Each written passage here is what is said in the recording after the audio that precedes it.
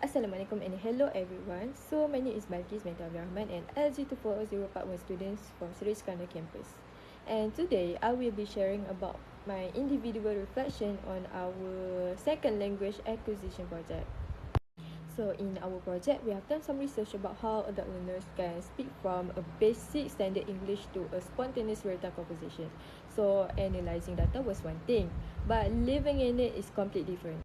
So when I first conversed with fluent English speakers, I constantly feel the way of speaking because my word doesn't come out from my mouth.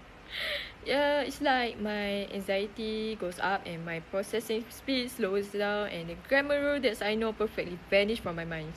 But now I've come to realize that my conversational errors are not just forgetting rules, but they are my active evidence of my brain negotiating between my native Malay structure and my evolving English system, which is known as SLA, as interlanguage. So let me share three specific instances where I trip up and how people reacted and why it happened. So the first situation involved my pronunciation. And I was 6 years old at the time and I was pronounced the word vegetable as vegetable. I pronounced every single syllable clearly and the person I was talking to looked at me confused and asked me to repeat my word. And after I repeated it, they realized that I mean vegetable, which is commonly pronounced as vegetable.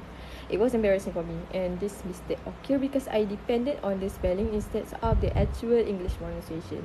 And unlike Malay, words are generally pronounced exactly as they were written, but English has many irregular pronunciation patterns that that we have learned in phonology and phonetics. Second instance, I said to my friend that the lecturer gave us many homeworks instead of the lecturer gave us a lot of homework.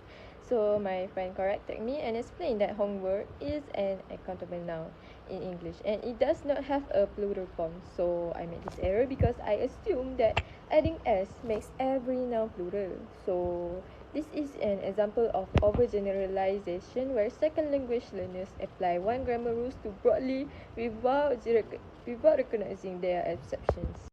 So after my friend corrected me, I also managed to did some research where I watched my favorite show, which is All My English.